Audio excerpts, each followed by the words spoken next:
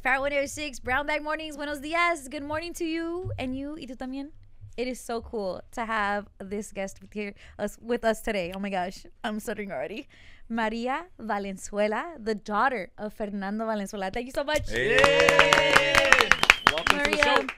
Maria, it's so special to have you here. We have so much to talk about. First and foremost, coming up November 1st is going to be the official Fernando Valenzuela Day. It is, and it's such a beautiful thing what you guys are doing. Mm-hmm. But I just want to speak to you first and foremost because I remember meeting you at a game with our friend Deirdre. And I'm going to tell you right now, Maria is popular at Dodger Stadium. People are stopping her left and right like, hey, Maria, let's take a picture. Let's take a shot. She knows where to go to get the good photos, all of that. And you pretty much kind of grew up at Dodger Stadium, right? Yeah, kind of. I mean, people always ask, like, did I watch my dad play? I wasn't born yet. So I did get those moments of when he worked there because he did work there for 25 years. So that was a prime, time in my life that I would go to the games and, we would get free tickets. And I thought it was the coolest thing. And I did get to see the love that the fans had for him. Like, they would wait for him by the elevator because he would, walk by and try to sneak a picture, autograph. So I did get to see how loved he was. How loved he was. And Maria, are you the youngest or? Yeah, I'm the youngest. You're the baby? Yeah. Oh my God. The spoiled one. But I feel like you've also been one to take it on when anything as it concerns your father over these past couple years. You are essentially like a spokesperson for the family, Does it feel for you like I want to take that on for my dad and for my mom and for all of us? Yeah, I try to do that to kind of take the weight off everyone because especially after losing him, somebody has to do it. And I felt I took that on the role to, because there's so much to do after. And even before, it was just, he was a business. So it's like, what plans to do. Yeah. And my brother also, he lives in Mexico, but he kind of does his thing out there as well. So I think both of us just kind of took on those roles. And of course, just like as a family, we all work together and, so everyone is doing their part. But, you're doing amazing, Maria. And I know you don't do it for the credit. You do, again, like you said, we're all feeling it. We're all grieving. But we have to prepare things. We have to make sure things are in order and things are being taken place. And you do an incredible job of stepping up as the baby of the family. Sometimes they think like we're the spoiled ones, but también we're the ones that are like, no, we got to make sure everything is taken care of también.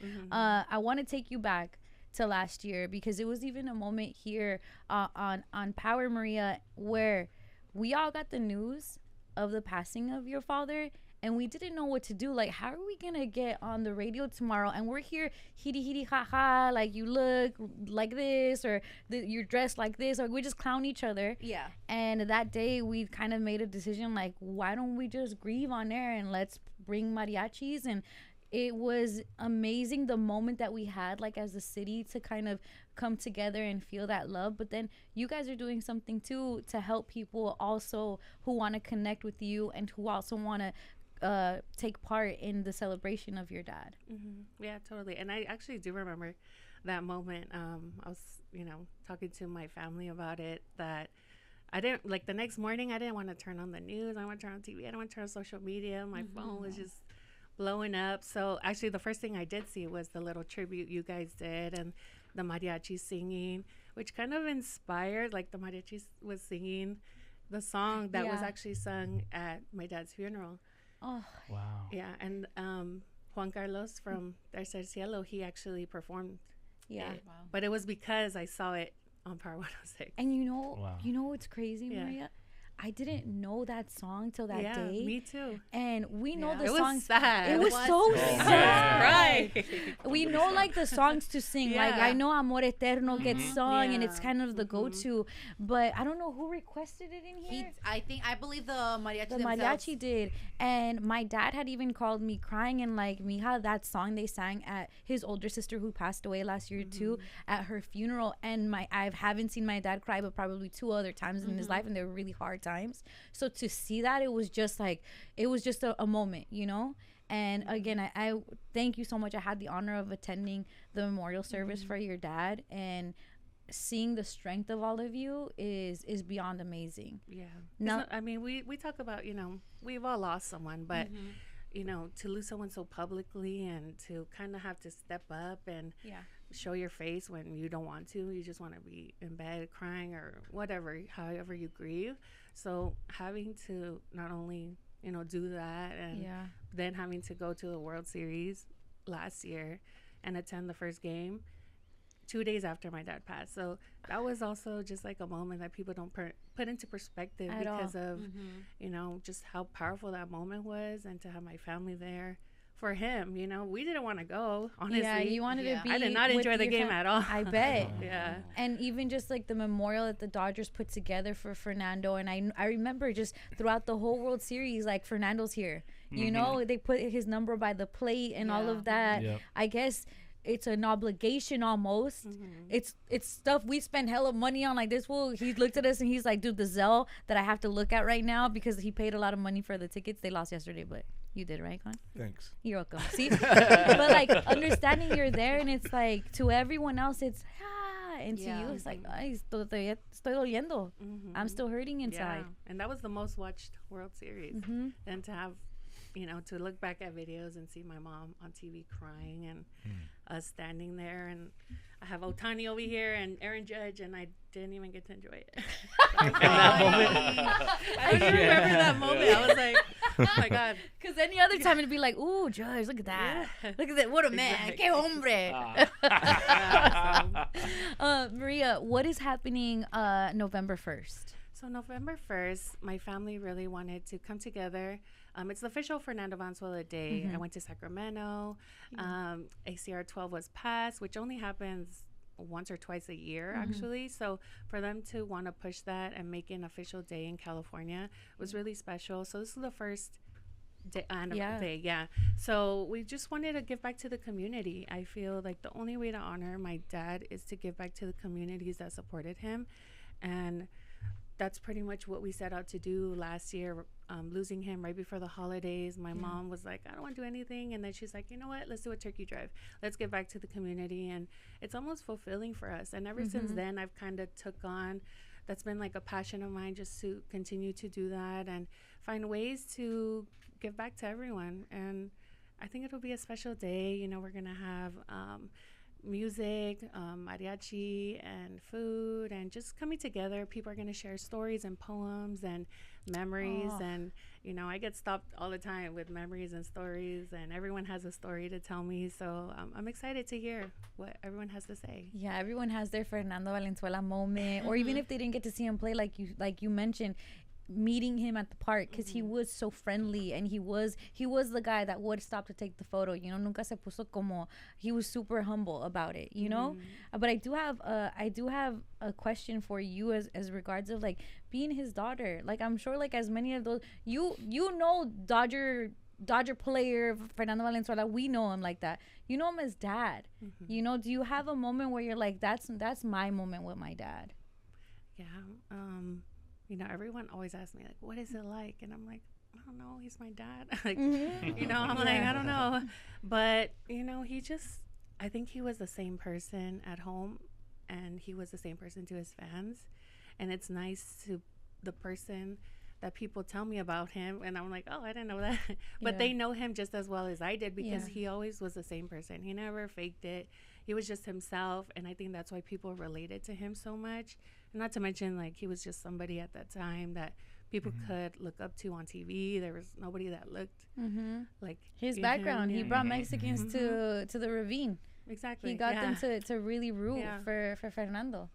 Yeah. I was telling last time, or when your father passed, I was telling the crew a story about how my grandpa was the biggest fan of your father, of Fernando, and he named my tío Fernando because of it. Yeah, and I'm sure there's a million stories of people told you that you hear that all the time, like, hey, like I named, you know, or I'm named after your dad or stuff like that. Do you hear stuff like that? Yeah.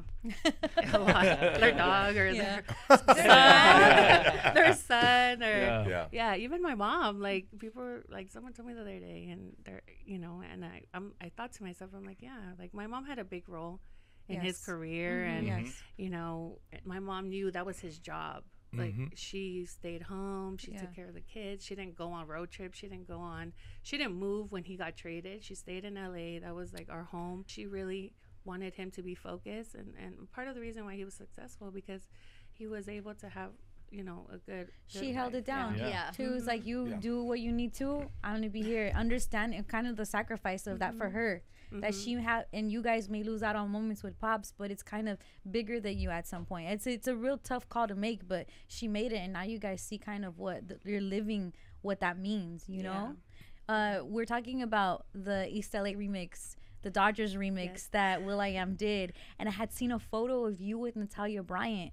Is this at the music video set? Yeah. So I actually, you know, I was speaking to Robert Vargas about the Fernando Valenzuela Day. He's the one that did the mural in Boyle Heights.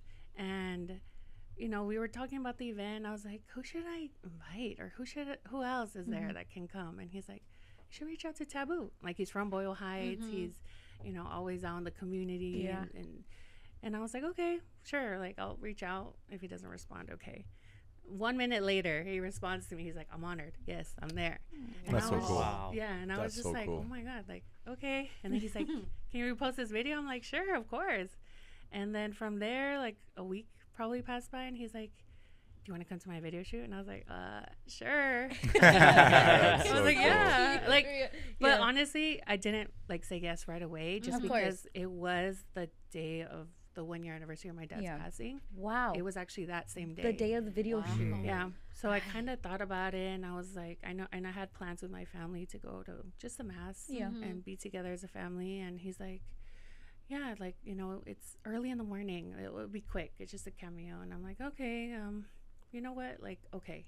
I feel like it was something I could do to honor my dad. And then the timing of it and then the moment, it was kind of special. And then Natalia being there and how iconic that was for both of us.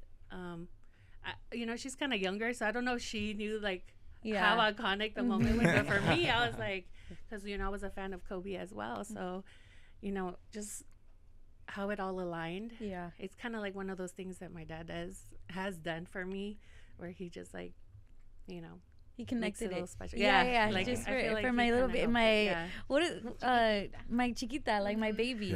Yeah, my little spoiled brat. Like, you get it. Right. You get it. You get everything. Yeah, your dad was super gracious with me. I got to play golf with him. We teamed up, and he was like, "Eres malo, Why? pero me haces reír." So, like, so I was just laughing with him the whole time. We played 9 holes together. I ended up having to leave, but he was very gracious with me. He took a picture with me at the end of the game, and very, very awesome to just be around. And, you know, we talked a bunch of stuff, and I asked him about everything from the moment he got signed and everything. So it was I got to spend 4 or 5 hours with him, and that was amazing. That's special. Very nice. Wow. He did say I sucked, but it was okay. Yeah. Oh, he said malo like you suck. Like, No, you yeah, can't he's like, play. eres malo, like, But eres you're malo. funny, you're He's like, but fine. you're funny. He's like, but you're funny. Yeah, that sounds about So he right. wanted me to just keep driving the cart around, you know? Just hand me the puck. Or whatever it He is. was a quiet guy, but he was funny. Like, Yes. he had a sense of humor with players, his teammates, like, just, you know, picking on everyone and making jokes. Who were some of his favorite players that he like was like? Because he was an announcer, right? So I'm sure he had his favorites that he would interact with, and maybe who would he share that was his favorite? One of his favorite was Justin Turner. No way. Wow, that's cool. And, Ya se fue. Justin also, he attended his funeral. I think he was the only player to actually That attend. came out. Wow. But, you know, even before then, he would check up on him, like, hey, Fernando, are you okay? Like, is everything okay? And, you know, my dad really saw the potential in him. And I know that was, like, one of, like, his favorite Oh players. my That's awesome. gosh, eso me da cosa, Maria. I miss JT now. Yeah, because we already miss him because he left. But it's like Yeah. seeing how JT, close he come was back. with Fern. Yeah. Oh, Yeah. do you keep in touch with the family, or like kind of does he check in on you? Not really, but, Yeah. you know, just They here had and their there. Like, if I see relationship. him, Yeah. I'll love to say hi to him. And, you know, but yeah, I wish him well. I saw this thing, and it's so funny. Like, I need you to fact check for me. I saw this thing, and it's probably true. It was like a 30 for 30, and it was on your dad. And it was saying how when he came out here, he didn't know what a burrito was, because I guess a burrito is like American made or something. And he was like, oh, tienen los tacos bien grande acá in America or whatever. Does he ever, I don't know, does he have stories like that for you, with you? I don't know. Like, I'm trying to think, but a lot of people tell me because he actually lived in Boyle Heights for like the beginning of his career. What? And he lived with Mike Brita, who's also lives in East LA. So people who tell me stories, they're like, "We saw your dad going to Pioneer Chicken." Like, I'm like, I don't know. I really don't know. I don't know, but probably. Let's go. That's so cool. That's super dope.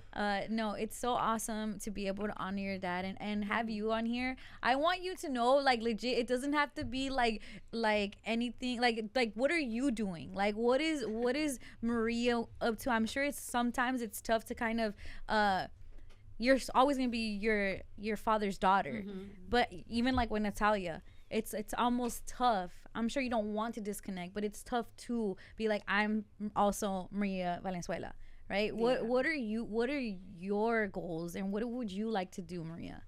Yeah, recently I got into writing. I wrote a play, and I've just always been so creative. I've always found like ways to, what else can I do? And even meeting Robert, meeting Taboo, being surrounded by creative people who now I feel like I can reach out to just like that. They make it feel so comfortable that I know that they got me. Like if I'm like, hey, like I want to do this, like they'll like totally support me. And, I just want to see where that goes and see what else I can do and continue to give back and be a voice, definitely be a voice for people who can't. We know like a lot of stuff happened this year and with the ICE raids, and that moment really impacted me personally because I did feel for them, and I feel like they just wanted someone to speak up for them, and that's the reason why I chose to do that. And I feel like if my dad was here, he would definitely have done more, but all I can do is just let people know that I'm here, and if I can be their voice, I will be. I love that, Maria. You're so sweet, because I remember that moment, and people were looking for statements and, hey, well, like, where's the support? And you made it a point to, like, look, I'm the daughter of Fernando Valenzuela. This is not okay, and it doesn't align with what my father's thought either. If he were here, this is the same thing he would align with, like of it not being okay. So I guess it's kind of like heavy as the head, because you are the speaker box for your family, but also I know that it's kind of like who but you to do it. Like it was placed on you, like, and you're taking that. And I also love that you mentioned how quiet your dad was, because you seem really quiet too, but these moments are showing you, ponte, go talk, go connect, you'll be excited to see, or you'll be pleasantly surprised at how much people come out for you, and it's like now it's kind of showing you, Yeah, let's go. Sure. You better write that play. Come on. You better do it. Yes. One thing I wanted to bring up, how it's crazy to how your father kind of like inspired a Kendrick song in a way, right? When I guess Deira Barrera was singing to honor your father, and then Kendrick saw her, and then she ended up being on his whacked out murals. Like, what did you like think about that? Yeah, so that also happened because.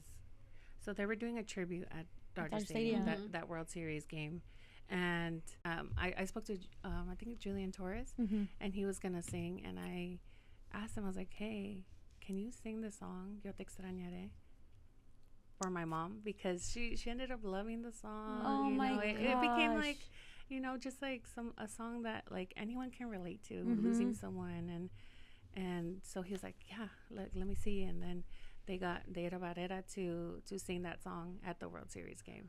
So it's just like, I don't know, just like all the pieces of it's like divine and everything's connected. Yeah, so my dad actually had, a relationship with her. She was just like a big fan of his. Great voice. She would always sing at a restaurant that he would go to a lot. And he always pushed like on any like bobblehead day or any day they were celebrating him at Dodger Stadium. They'd be like, oh, do you want to sing the national anthem? Who do you want to sing mariachi? And he would say, Deira. And then they're like, who's that? And he's like, oh, the singer, look her up. And, I don't think they had gotten to her before until the World Series. Do you see it almost divine there too? Yeah, she also said, like, that was, like, a moment she feels came from him. From him. Yeah, and he has, like I said, like, a funny way of doing things like that. even when he was here, he never asked for anything. He was always the one giving and wanting everyone to, like I would just mention, oh, I want to go to this concert. Next day, oh, I got you tickets. Like, wow. You know what I mean? Like, oh, I really want this new Yeah. car that's 101 and like, it's, the interior is all Chanel. Oh, wow. Yeah. But something like that. Like he would just like always think of others and how if he can ask, make a call and like get it, then he would do it for us, And I'm just excited that you guys are using this day that is in a memorandum for your dad to share with everybody. So that's big. Yep. It's like you said, it was a public thing you had to go through, and you are still including the public within your guys' traditions and your grieving, and we love you for that, Maria. Yeah, thank you. And how's your mom? She's she's really strong. Yeah. She's loving this. Because how many are there of you? So I have 2 older brothers and another sister. Okay. So you're 4. Yeah. But yeah, she's like, no, you guys go, you guys talk, you guys do the interviews. Like she doesn't, really want to, Of course. because she was never in the spotlight. She never wanted to be. Yeah. So she always just was behind the scenes and, managing the money and stuff. No. Yeah, like, just leave your card, Fern. You make it, I spend it. She also has like her own businesses and we all as a family like help run those businesses. So, we're doing good and, we just got to keep going and using him to kind of help us push forward. And with the support of the community and the fans, like we just, we're good. Like we're okay because, we have so many people behind us. And you do. I hope you know that. We're riding for you, Maria. Come on. Anybody push her out the way at Dodger Stadium or tries to spill her michelada, it's up. Oh. It's up. No. Keep it here. It's Power 106. Buenos dias. Good morning. Thank you so much, Maria. Muchas gracias.